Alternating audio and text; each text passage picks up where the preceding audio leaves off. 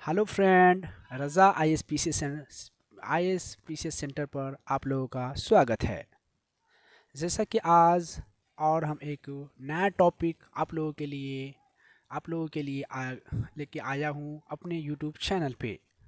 तो आप लोगों का एग्ज़ाम काफ़ी करीब आ चुका है, क्लास 10th बिहार बोर्ड का। तो आज हम- आप लोगों के लिए एक और नया टॉपिक है। टॉपिक का नाम है जैव प्रक्रम, यानी कि बायोलॉजी से आज हम करेंगे क्वेश्चन। बायोलॉजी का यानी कि एनसीईआरटी क्लास 10th का 5वां टॉपिक है जैव प्रक्रम। तो चलिए दोस्तों, आज हम लोग क्वेश्चन एमसीक्यू करेंगे और एमसीक्यू के जरिए से इस पूरे टॉपिक का एक एक क्वेश्चंस एनालिसिस करके आप लोगों के बीच हम रखेंगे, ताकि आप लोगों के एग्ज़ाम में काफ़ी इस वीडियो से हेल्प और मदद मिले, ताकि आप लोग एग्ज़ाम में बेहतर परफॉर्मेंस कर सके। तो चलिए, हमारा क्वेश्चन नंबर फर्स्ट है, मनुष्य में वृक्क, यानी कि क्या है, मनुष्य में वृक्क एक तंत्र भाग है जो संबंधित है किससे। यानी कि मनुष्य में जो किडनी होता है वह एक तंत्र का भाग है, वह किससे संबंधित होता है। तो सभी को पता होगा, ये उत्सर्जन से संबंधित होता है। किससे संबंधित होता है? उत्सर्जन से संबंधित होता है। मनुष्य में वृक्क एक तंत्र का भाग है जो संबंधित है वृक्क एक तंत्र का भाग है जो संबंधित है उत्सर्जन से।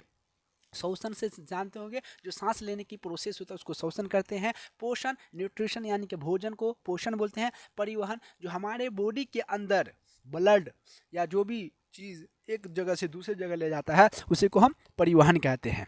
ठीक है, तो आओ अगला क्वेश्चन नंबर 2 देखते हैं। पादप में जाइलम उत्तरदायी है, यानी कि पादप जो है, प्लांट जो होता है उसमें जाइलम का काम क्या होता है। तो जाइलम का काम यही होता है, सब पढ़े होंगे, कि जल के वहन के लिए। किसके लिए? जल के वहन के लिए, यानी कि पौधों में जल का परिवहन करता है जाइलम। हाँ, और एक फ्लोएम होता है जो भोजन बनाने का निर्माण करता है। क्लियर? ऑप्शन ए होगा इसका आंसर, जाइलम जल के वहन के लिए। ऑप्शन बी में भोजन के वहन के लिए फ्लोएम होगा, फ्लोएम हो जाएगा। और अम्ल के वहन के लिए तो जानते होंगे ऑक्सी, और अगला है डी, ऑक्सीजन के वहन के लिए। अलग अलग का अलग अलग तरह से काम होता है। नेक्स्ट नंबर क्वेश्चन चलते हैं, तीसरा। स्वपोषी पोषण के लिए आवश्यक है। स्वपोषी पोषण सबसे पहले किसे कहते हैं? सभी पढ़े होंगे, जो खुद से अपना भोजन बनाता है उसे स्वपोषी पोषण कहते हैं। ये बात सभी को पता होगा। जैसे प्लांट, पेड़ पौधा क्या है? स्वपोषी पोषण है, वह खुद से अपना पोषण बनाते हैं, है ना। तो इसमें क्या हो जाएगा, CO2 कार्बन डाइऑक्साइड और हाइड्रोजन, क्लोरोफिल सूर्य का प्रकाश, ये सब क्या है? स्वपोषी पोषण के लिए है। तो इसका आंसर डी हो जाएगा सभी। एक बात और याद रखना है बच्चों, कि एग्ज़ाम हॉल में जब हम रहेंगे और डी इनमें से सभी ऑप्शन में मार रहे तो अमूमन वही आंसर होगा, तो उसको ज़्यादातर टिक करेंगे। किस केसेस में? जब आपको कुछ नहीं आता हो, नहीं समझ में आता हो, तब। ऐसा नहीं कि मार देंगे। चलिए, अगला क्वेश्चन है, चौथा। पायरुवेट का विखंडन CO2 और H2O तथा ऊर्जा देता है, यह क्रिया होती है, यह कैसी क्रिया होती है? यानी कि पायरुवेट विखंडन, पायरुवेट का जो विखंडन होता है कार्बन डाइऑक्साइड और जल में तथा ऊर्जा देता है, और ये क्रिया होती है किस में? तो कोशिका दर में। बिल्कुल होती है, कोशिका दर में होगा, माइटोकॉन्ड्रिया में भी होता है, और सूर्य का प्रकाश इसमें भी होता है। तो इसका आंसर डी हो जाएगा इनमें से सभी में। अगला 5वां नंबर क्वेश्चन है, अमाशय का आंतरिक स्तर किस हाइड्रोक्लोरिक अम्ल से रक्षा निम्नलिखित में से किसके द्वारा होती है? क्वेश्चन का लैंग्वेज थोड़ा टफ हो चुका है, इसलिए मैं माफ़ी चाहूँगा आप लोगों से। फिर भी हम पढ़ के आप लोगों को समझा देंगे, ठीक है? टेंशन नहीं लेने का, बिल्कुल नहीं। चलिए, अमाशय का आंतरिक स्तर, यानी कि जो हमारे पेट का अंदर इंटरनली हिस्सा होता है, उसमें बोल रहा है हाइड्रोक्लोरिक अम्ल, यानी कि HCl से रक्षा निम्नलिखित में से किसके द्वारा होता है? तो म्यूकस, हमारे पेट में एक म्यूकस होता है, वही हमारा ये आंतरिक स्तरीय हाइड्रोक्लोरिक अम्ल से क्या करता है? रक्षा करने का काम करता है। पेप्सिन सब जानते हो, पीत एक प्रकार का रस है, लार एंजाइम है, ये सब है, सबके बारे में आप लोग पढ़े होंगे बायोलॉजी जैव प्रक्रम टॉपिक में। उन्हीं से ये MCQ क्वेश्चन है। यहाँ उतना ज़्यादा डिस्कशन करेंगे तो वीडियोस बड़ा हो जाएगा, तो इतना भी मुझे नहीं करना है। अगला क्वेश्चन है, भोजन नली का कौन सा भाग यकृत से पित्त रस प्राप्त करता है? यानी कि भोजन नली का कौन सा भाग है जो यकृत से पित्तरस प्राप्त करता है, तो वह बृहदांत है। बृहदांत ऑप्शन सी में है। बृहदांत का काम होता है, भोजन नली का कौन सा भाग है जो यकृत से पित्तरस प्राप्त करता है, तो वह बृहदांत है। अगला क्वेश्चन है 7 नंबर, चावल के पानी में कुछ बूंदे आयोडीन विलयन की डाली जाए तो विलयन का रंग नीला काला हो जाता है। इससे प्रदर्शित होता है कि चावल के पानी में उपस्थित क्या है, तो स्टार्च। बिल्कुल, चावल के पानी में क्या उपस्थित होता है, स्टार्च, फैटी एसिड। चलिए नेक्स्ट क्वेश्चन हम लोग चलते हैं, भोजन नली के किस भाग में भोजन का पूर्ण पाचन होता है? सभी को पता होगा, क्षुद्रांत यानी कि स्मॉल इंटेस्टाइन में जो होता है भोजन का पूर्ण रूप से पाचन हो जाता है, याद रखिएगा, है ना। तो वही बोला, भोजन नली के किस भाग में भोजन का पूर्ण पाचन हो जाता है, तो क्षुद्रांत में हो जाता है। अगला क्वेश्चन है, श्वसन के समय गैसों का आदान प्रदान होता है निम्नलिखित में से किससे, तो एल्बोली से। किससे होता है, एल्बोली, ऑप्शन बी में होगा। यानी कि श्वसन के समय गैसों का आदान प्रदान होता है निम्नलिखित में से किससे, तो एल्बोली से। एल्बोली पढ़े होंगे, श्वसन गैसों का आदान प्रदान हमारे स्टर्जन तंत्र में ये होता है, सिस्टम अंदर जब हम पढ़ते हैं एल्बोली सब होता है। चलिए अगला क्वेश्चन नंबर 10, हृदय के अंदर उसके संकुचन के समय रक्त को वापस लौटने से कौन रोकता है, तो वह हृदय में वाल्व जो होता है ना, वही रोकता है। इनमें सभी ने माना हृदय में वाल्व होता है, सब पढ़े होंगे। हृदय में कितने चेंबर्स होते हैं, 4 चेंबर होते हैं, दायां अलिंद, बायां निलय, बायां अलिंद और बायां निलय, सब पता होगा। तो ये इसी का प्रोसेस होता है इस तरह से। तो याद रखना, हृदय के अंदर उसके संकुचन के समय रक्त को वापस लौटने से कौन रोकता है, तो हृदय में जो एक बॉल्व होता है ना, वही बॉल्व रोकता है, याद रखना। अगला क्वेश्चन है, गुर्दे के अंदर उससे संकुचन के समय रक्त को वापस लौटने से कौन रोकता है, तो नेफ्रॉन यानी कि किडनी, नेफ्रॉन रोकता है। क्या कौन रोकता है, नेफ्रॉन रोक जाता है, याद। अगला क्वेश्चन है, प्रकाश संश्लेषण के समय मुक्त होने वाली ऑक्सीजन प्राप्त होती है निम्नलिखित में से किससे, तो ग्लूकोज से। किससे होता है, तो ग्लूकोज से, याद रखना। प्रकाश संश्लेषण के समय मुक्त माने फ्री, मुक्त का मतलब क्या था, फ्री होने वाली ऑक्सीजन प्राप्त होती है किससे, तो ग्लूकोज से होती है। अगला क्वेश्चन है, ऊतकों से निकलने के बाद रक्त में वृद्धि होती है CO2 यानी कि कार्बन डाइऑक्साइड में। किस में होती है, कार्बन डाइऑक्साइड से वृद्धि होती है। यानी कि ऊतक से निकलने के बाद रक्त में जो वृद्धि होती है वह किससे होती है, CO2 से, कार्बन डाइऑक्साइड से होती है वृद्धि। अगला, स्वपोषी जीवों में आंतरिक कोशिकाएं ऊर्जा एकत्रित रहती है निम्नलिखित में से किससे, तो स्टार्च से। किससे रहती है, स्टार्च से, याद रखना है, स्वपोषी के लिए। अगला क्वेश्चन है, यानी कि पर्णरंध्रों के खुलने एवं बंद होने की प्रक्रिया निम्नलिखित में से किस पर निर्भर करती है, तो गार्ड कोशिका में जल पर, यानी कि ऑप्शन सी। पर्णरंध्र यानी कि लीफ के बारे में बोल रहा है, लीफ और फूल सब में जो ये पुंकेसर, परागकोश, ये सब क्रिया होता रहता है ना, वहीं से यानी कि प्लांट ऑर्गन सिस्टम से बात है। अगला क्वेश्चन है, पाचन नली में सर्वप्रथम भोजन में मिलने वाला एंजाइम है, कौन सा एंजाइम है, तो एमाइलेज एंजाइम है। कौन सा एमाइलेज है, एमाइलेज। यानी कि पाचन नली जो हमारा डाइजेस्टिव नली होता है, सिस्टम होता है, उसमें सर्वप्रथम भोजन में मिलने वाला एंजाइम जो होता है, वह एंजाइम का नाम होता है एमाइलेज। क्या होता है, एमाइलेज एंजाइम होता है। अगला, मनुष्य के ऊतकों में ऑक्सीजन की कमी के होने पर पायरुविक अम्ल लैक्टिक अम्ल में परिवर्तित होता है निम्नलिखित में से किस में होता है, तो साइटोप्लाज्मा में। किस में होता है, साइटोप्लाज्मा, ऑप्शन ए में होता है। याद रखिए, मनुष्य के ऊतकों में ऑक्सीजन की कमी के होने पर पायरुविक अम्ल और लैक्टिक अम्ल में परिवर्तित निम्नलिखित में से किससे होता है, तो साइटोप्लाज्मा में। क्या होता है, साइटोप्लाज्मा में होता है। प्रकाश संश्लेषण की क्रिया पौधे के किस भाग में होती है, तो सभी को पता होगा, लीफ यानी कि पत्ती में होती है। प्रकाश संश्लेषण की क्रिया पौधे के किस भाग में होती है, तो लीफ में होती है। फेफड़ा यानी कि फुफ्फुस स्थित होते हैं वक्ष गुहा में। किसमें, वक्ष गुहा में, ये बिल्कुल है, वक्ष गुहा में फेफड़ा स्थित होती है। पौधों में वातवसर्जन किस भाग में होते हैं, यानी कि पौधों में वातवसर्जन किस भाग में होते हैं, तो सभी होता है पत्ता में। किस में होता है वातवसर्जन, पत्ता में होता है। ये प्रोसेस सब छिद्र होता है पत्ता में, कैसे कैसे प्रकाश संश्लेषण होता है, कैसे अपना फोटोसिंथेसिस के माध्यम से फूड बनाता है, ये प्रोसेस सब जानते होंगे। नहीं होगा तो एक बार जैव प्रक्रम क्लास 10 का 5 नंबर चैप्टर गो थ्रू कर लेना है सभी बच्चों को। एग्जाम हॉल में जाने से पहले एक दफ़ा पढ़ लेंगे, आपका थ्योरी क्लियर हो जाएगा। वहाँ से के बाद यहाँ आपका ऑब्जेक्टिव बनना शुरू हो जाएगा। अगला क्वेश्चन है, मानव रक्त में उपस्थित यूरिया की सामान्य मात्रा होती है, कितना होती है, तो 20 मैगजीन होती है। mg होती है। कितना होती है? 20 mg होती है। याद रखिएगा, मानव रक्त में उपस्थित यूरिया की सामान्य मात्रा कितनी होती है? तो 20 mg होती है। अगला क्वेश्चन चलते हैं हम लोग। श्वसन क्रिया के दौरान कितनी प्रतिशत ऊर्जा ताप के रूप में निष्कासित होती है? तो 20%। कितना परसेंट? 20% ऊर्जा ताप के रूप में क्या होती है? बाहर निकलती है श्वसन के दौरान। अगला क्वेश्चन है, मनुष्य के वृक्क एक तंत्र का भाग है जो संबंधित है, बिल्कुल, तो उत्सर्जन से। अभी पढ़े हैं किडनी किससे संबंधित है? उत्सर्जन से। किससे है? एक्सक्लेमेटरी से सिस्टम से। पौधों के वायवीय भागों से जल के निष्कर्षण की क्रिया क्या कहलाती है? तो वाष्पोत्सर्जन। वाष्पोत्सर्जन, यानी कि ऑप्शन डी होगा। यानी कि पौधे के वायवीय भागों से जल के निष्कर्षण की क्रिया क्या कहलाती है? तो वाष्पोत्सर्जन कहलाती है। अगला क्वेश्चन है, वह प्रक्रम जिनके द्वारा शरीर में ऊर्जा का उत्पादन होता है क्या कहलाता है? तो श्वसन कहलाता है।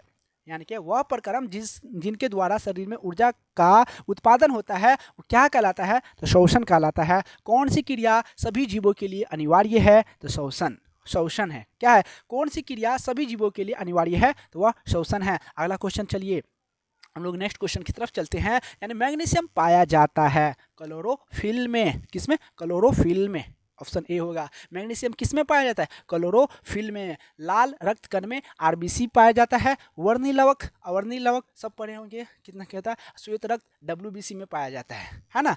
डब्ल्यूबीसी का कलर कैसा होता है? श्वेत रंग का होता है। क्लोरोफिल में क्या पाया जाता है? तो चार वेशम पाया जाता है। कितना वेशम? 4 वेशम पाया जाता है। अगला क्वेश्चन चलते हैं, प्रकाश संश्लेषण के द्वारा किसकी प्राप्ति होती है? तो ग्लूकोज की प्राप्ति होती है। याद रखिएगा, जब प्रकाश संश्लेषण की प्रोसेस चलता रहता है तो उसमें किस चीज़ का प्राप्ति होता है? तो ग्लूकोज का निर्माण होता है, इसलिए ग्लूकोज बन जाता है। ग्लूकोज का सूत्र C12H12O11 सब याद रखिएगा। ग्लूकोज का सूत्र पूछे तो क्या होता है? कितना होता है? C12। कितना होता है बच्चों? C12। यानी कि हम लिख देते हैं C12 लिखना है।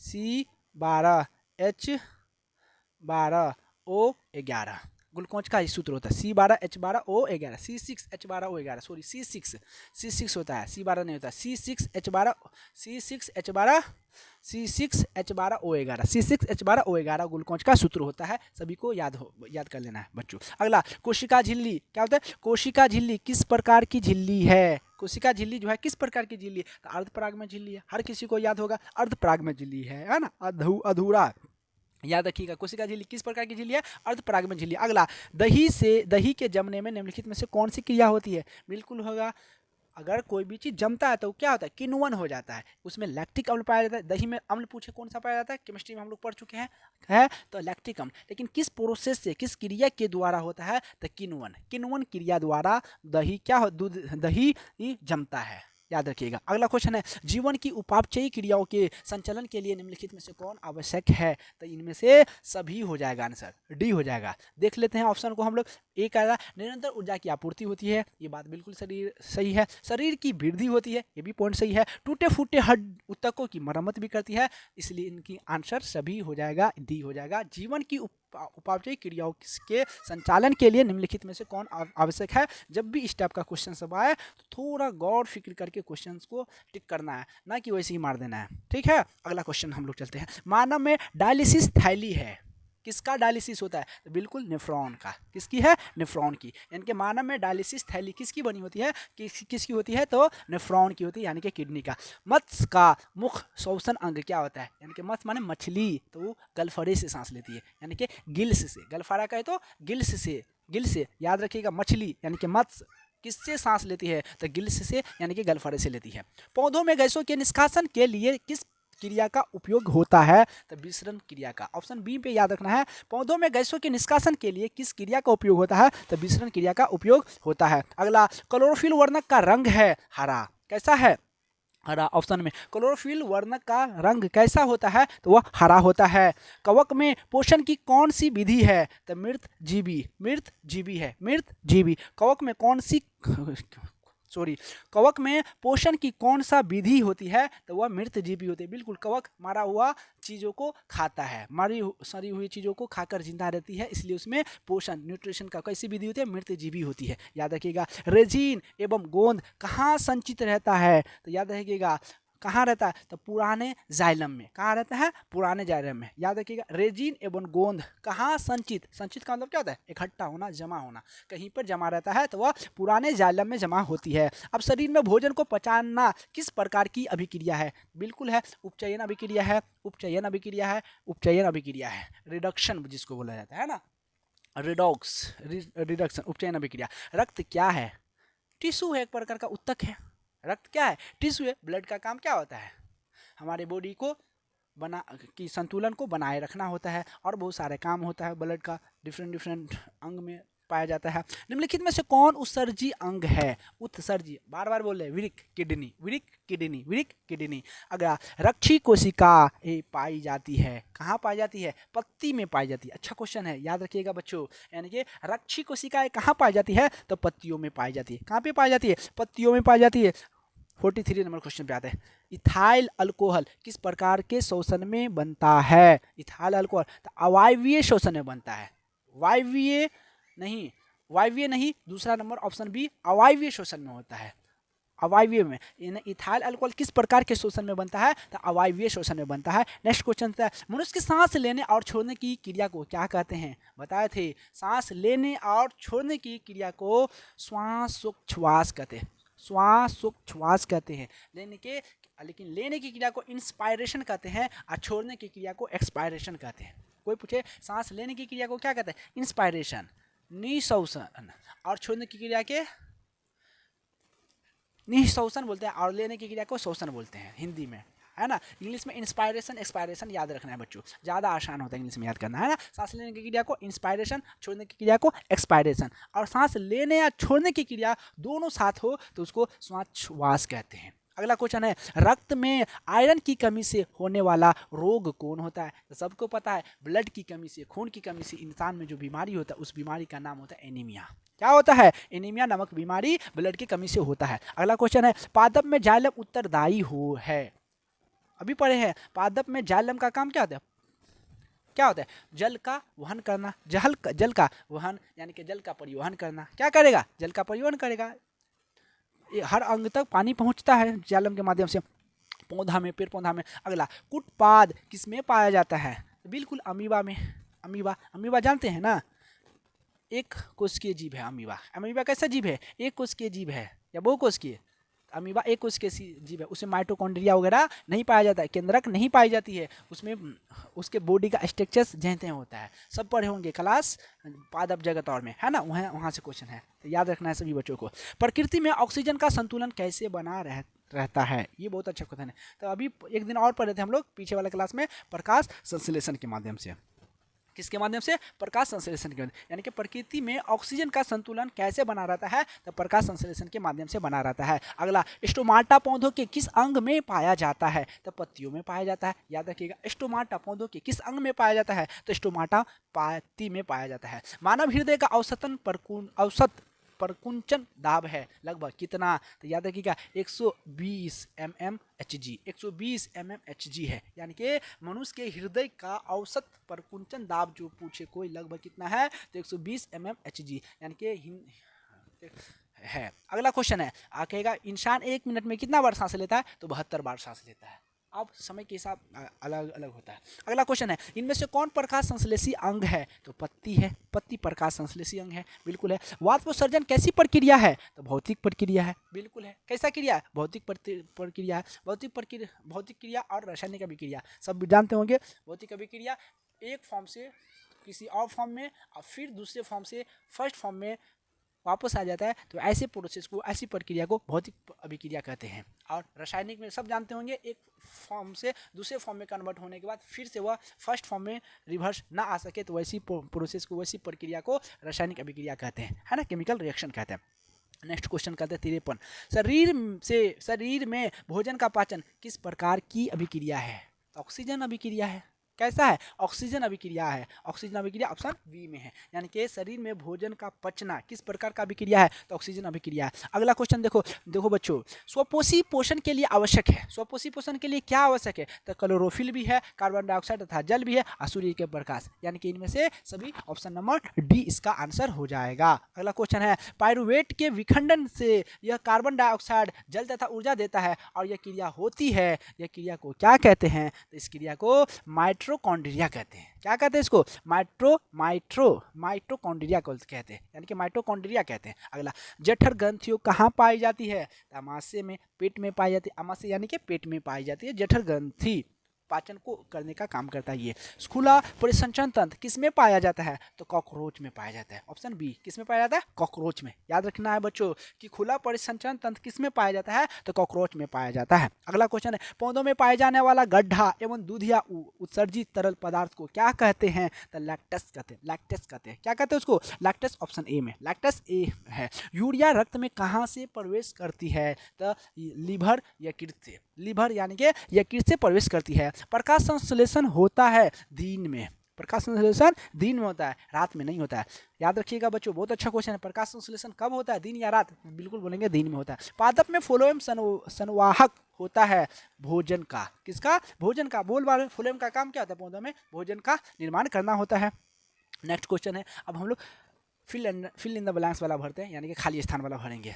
अगला क्वेश्चन है, पहला नंबर क्वेश्चन है, प्रकाश संश्लेषण की क्रिया में ऑक्सीजन किससे बाहर निकलती है, तो जल से निकलती है। याद रखना, किससे निकलती है बाहर, जल से निकलती है। फिर रक्त में हल्के पीले रंग के चिपचिपे द्रव को क्या कहते हैं, तो प्लाज्मा कहते हैं। प्लाज्मा कैसा होता है, हल्के पीले रंग के और चिपचिपे होते हैं और द्रव के जैसा होता है, तो उसे हम प्लाज्मा कहते हैं। प्रकाश संश्लेषी अंगक है किसका, तो हरित लवक का। याद रखना है, प्रकाश संश्लेषी अंगक किसका है, तो हरित लवक का है। अगला क्वेश्चन है, वृक्क के संरचनात्मक एवं क्रियात्मक इकाई को क्या कहते हैं, नेफ्रॉन कहते हैं। कोई कहा नेफ्रॉन किसे कहेंगे, तो वृक्क के यानी कि किडनी के संरचनात्मक एवं क्रियात्मक इकाई को क्या कहेंगे, नेफ्रॉन कहते हैं। मनुष्य के शरीर की सबसे बड़ी ग्रंथि लीवर होता है, यकृत होता है। याद रखिएगा। अगला, स्वपोषी पोषण के लिए किसकी आवश्यकता नहीं होती है, तो ऑक्सीजन की जरूरत नहीं होती है। याद रखना, स्वपोषी पोषण के लिए किसकी आवश्यकता नहीं होती है, तो ऑक्सीजन की जरूरत नहीं होती है।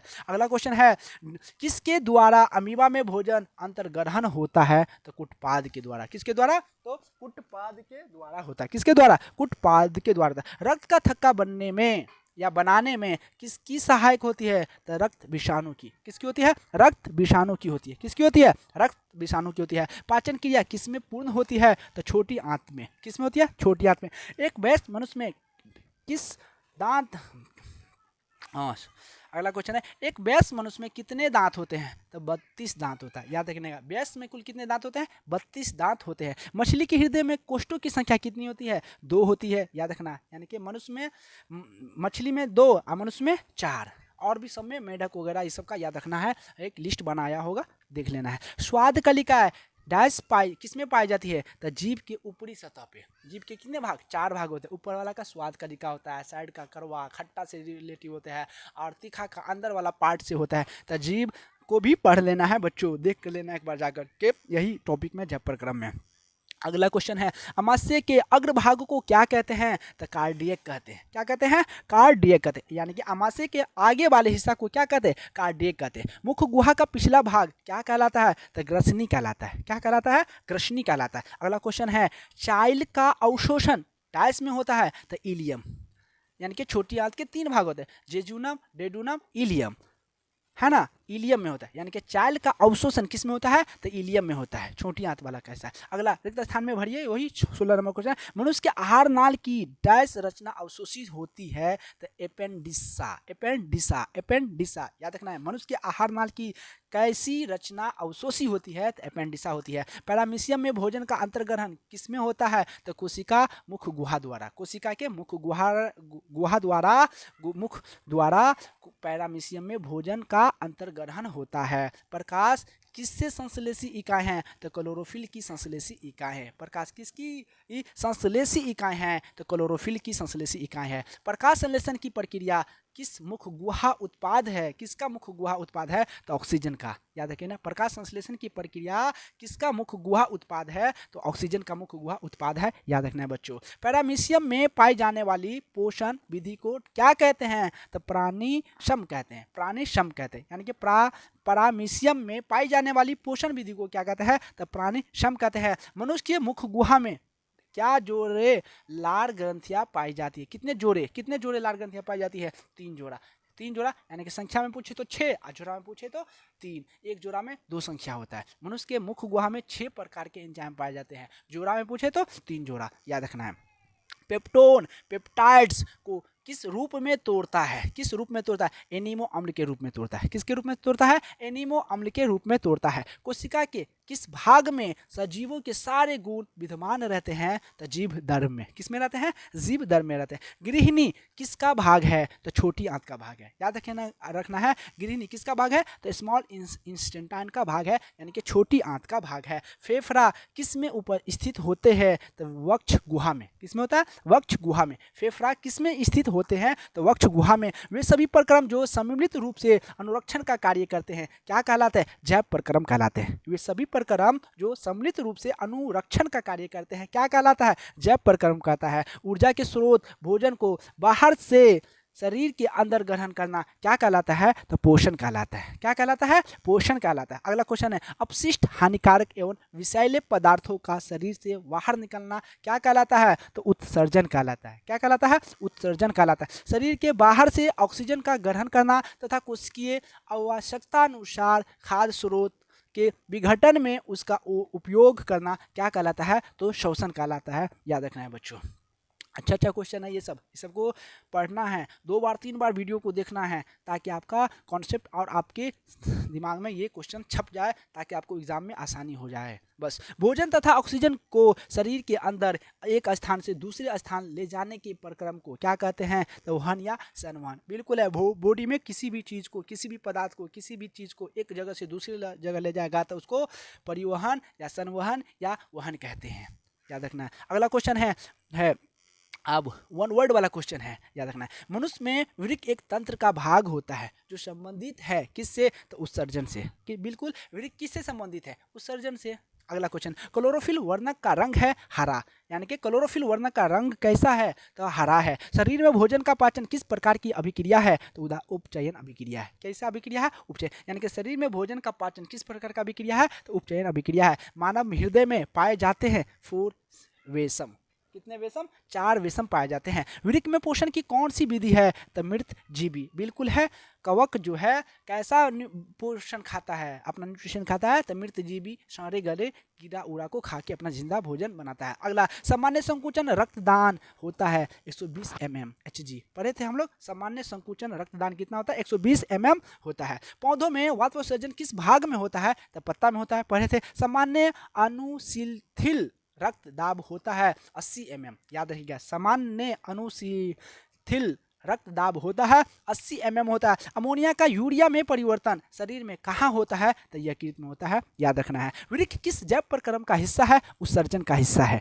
वृक्क किस जैव प्रक्रम का हिस्सा है, तो उत्सर्जन का हिस्सा है। वृक्क का आकार होता है सेम के बीज के समान। किसके बीज के समान, सेम के बीज के समान होता है वृक्क का आकार। नेफ्रॉन में प्याले जैसी रचना होती है बोमैन संपुट द्वारा। यानी कि नेफ्रॉन में, किसमें, नेफ्रॉन में प्याले जैसी रचना होती है बोमेन संपुट के द्वारा। मूत्र में होता है जल, यूरिया, सोडियम क्लोराइड। यानी कि पेशाब में क्या क्या होता है, तो जल होता है, यूरिया होता है और सोडियम क्लोराइड होता है। और अगला क्वेश्चन देखिए, मानव शरीर में कितने वृक्क होते हैं, तो 1 जोड़ा।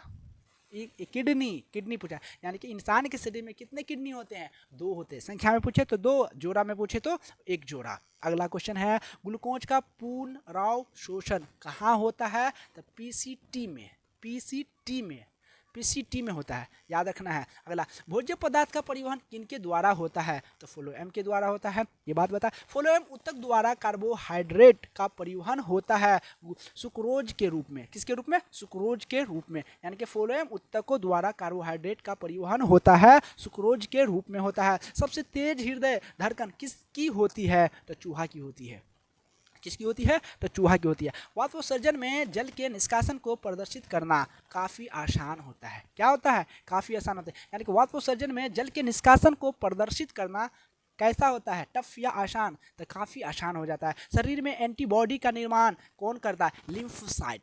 लिम्फोसाइट का काम क्या होता है? शरीर में एंटीबॉडी का निर्माण करना। तो कोई क्वेश्चन पूछे शरीर में एंटीबॉडी का निर्माण कौन करता है? तो लिम्फोसाइट करता है। रक्त के लाल होने का कारण क्या है? बोले थे हीमोग्लोबिन की उपस्थिति के कारण ब्लड कैसा होता है? लाल होता है। तो क्वेश्चन पूछता है ब्लड लाल किसके कारण होता है? तो हीमोग्लोबिन की उपस्थिति के कारण। ऑक्सीजन का वाहक है आरबीसी। ऑक्सीजन का वाहक क्या है? आरबीसी है। मछली के हृदय में कितने कोष्ठक होते हैं? 2 बोले थे। सांस किससे लेते हैं? गलफड़े यानी कि गिल से सांस लेते हैं।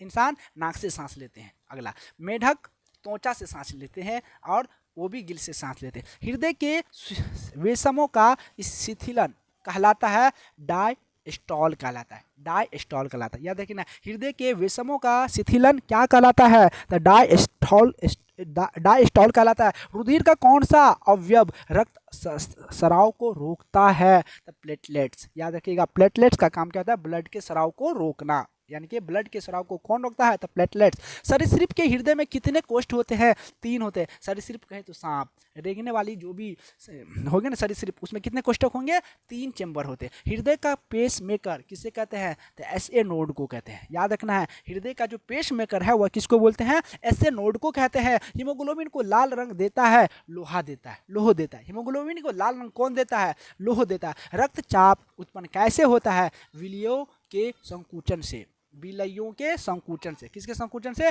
विलयों के संकुचन से होता है। अगला, उच्च रक्तचाप में क्या होता है? धमनियां सिकुड़ती है।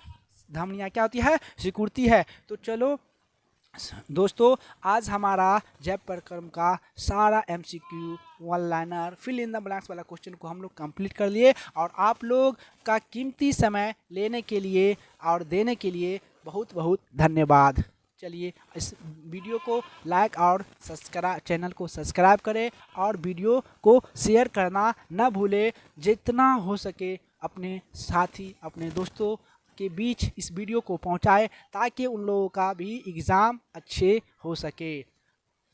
Thank you.